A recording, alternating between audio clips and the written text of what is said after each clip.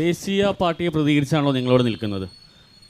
രാഷ്ട്രീയത്തിൽ തെരഞ്ഞെടുപ്പിൽ പങ്കാളികളാവുക എന്നുള്ളത് ജനാധിപത്യ പ്രക്രിയയാണ്. ഒരൊറ്റ ചോദ്യം ചോദിക്കുന്നുള്ളൂ, നിങ്ങൾക്ക് ഈ തെരഞ്ഞെടുപ്പ് ലാഭമാണോ നഷ്ടമാണോ? കാരണം ബിസിനസ്സിൻ്റെ കണക്കാണല്ലോ നിങ്ങൾ തുടക്കത്തിലേ പറഞ്ഞിട്ടുള്ളത്. ഒരൊറ്റ ചോദ്യം, ഇത് ലാഭമാണോ നഷ്ടമാണോ എങ്ങനെയാണ് എന്നുള്ളതാണ്. ആർക്കെന്ത് നേടിയാലും ഈ നാട്ടിലെ മുഴുവൻ ജനങ്ങൾക്കും ഈ തിരഞ്ഞെടുപ്പ് നഷ്ടമാണ്. ഒറ്റ കാര്യം കൂടി, ബിജെപിയുടെ കാര്യമാണ് ചോദിച്ചത്. അതെ പറയട്ടെ, ബിജെപിക്ക് ലാഭം തന്നെയാണ്.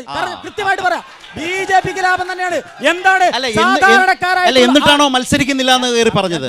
ആദ്യ ലാഭമുള്ള പരിപാടി വേണ്ടെന്ന് ആരെങ്കിലും വെക്കുമോ സുധീഷ്? പറയട്ടെ, പറഞ്ഞു അനിലേട്ടൻ പറഞ്ഞതിന് മറുപടി കൂടി പറയാം. അത് പറയാം. നുണ സൃഷ്ടിച്ചെടുത്തു എന്ന് പറഞ്ഞു. നിങ്ങൾ പറഞ്ഞതിന് വർത്തമാന കാലഘട്ടത്തിൽ ആർക്കാണ് പിടിച്ചു നിൽക്കാൻ സാധിക്കുക? അത് പറയുമ്പോൾ പറയാം. ഇന്ന് സോഷ്യൽ മീഡിയയിൽ ഏറ്റവും കൂടുതൽ വരുന്നത് 2016 ആ തെരഞ്ഞെടുപ്പിൽ സ്വരാജിന് വേണ്ടി VS അച്യുതാനന്ദൻ പോയി പ്രചരണം നടത്തുകയും സ്വരാജിന് വേണ്ടിയിട്ട് സ്വരാജ് പറഞ്ഞ കാര്യങ്ങളാണ്. നമ്മൾ കേട്ടിട്ടുണ്ടോ? സുധീഷ് കേട്ടിട്ടുണ്ടോ?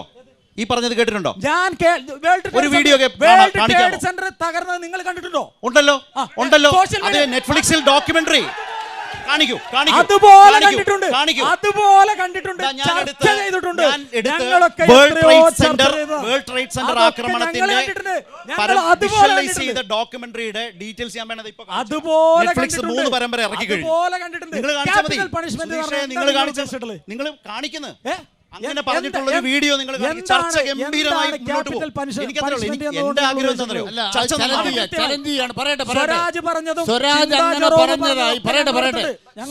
അങ്ങനെ പറഞ്ഞതായി ഒരു വീഡിയോ നിങ്ങൾ കാണിച്ചാൽ നിങ്ങൾ പറയുന്നത് എന്തോ അത് ഈ അമരമ്പലത്ത് ഞാൻ ചെയ്യാം. ശരി, തൽക്കാലം അത് കേട്ടുകേൾവിയാണ്. കേട്ടുകേൾവിയുടെ അടിസ്ഥാനത്തിൽ ഒരുപാട് നേരം കളയാനില്ല.